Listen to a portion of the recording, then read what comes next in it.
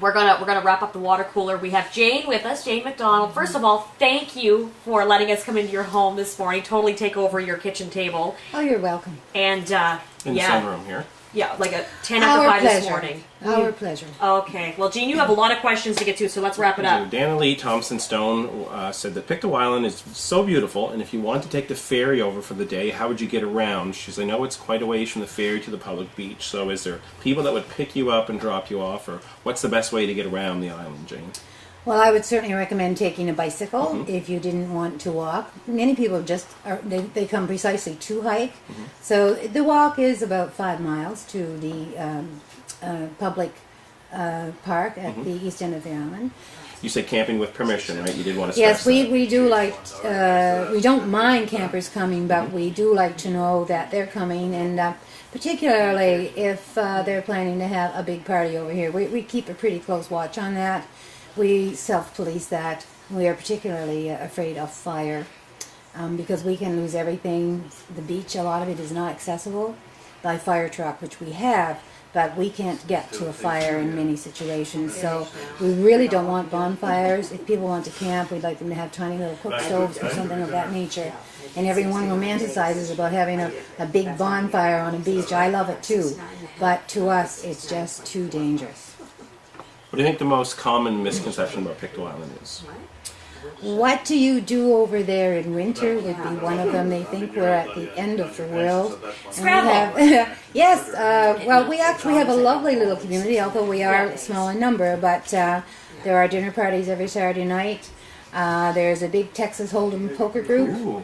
The ladies of the island get together every Sunday for Scrabble tournaments with wine and hors d'oeuvres, and that's always fun, and we solve all the problems of the world.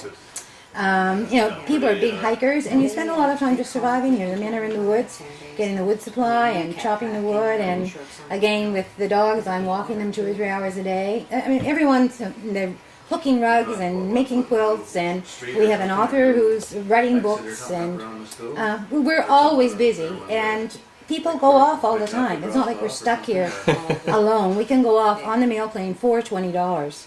Truly. One of the things that we were surprised at when we came in, we pulled into the cap site last night, and Leanne had said, "Oh, is this where you guys hold your dances?" And you said, "No, we have them at the dance hall." So I Yes. thought, of course. I mean, why wouldn't you have it at the dance hall? Come on. No, we have a lovely little dance hall. It's very, very old. If only those walls could talk. We bring in big bands sometimes, and sometimes we have kitchen parties. And we have some local musicians on the island, and we have lots of friends that play music, and they come on over, and we have a great time at the dance hall. We're hoping that everybody from Pictou Island is going to come down today, I think, Ann, and check out these challenges.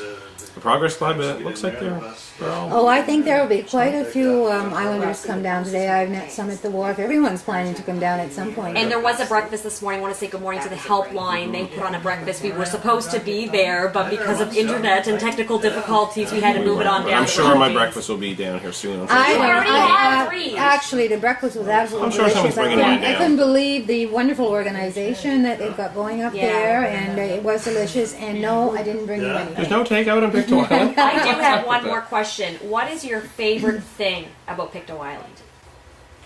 Oh my golly.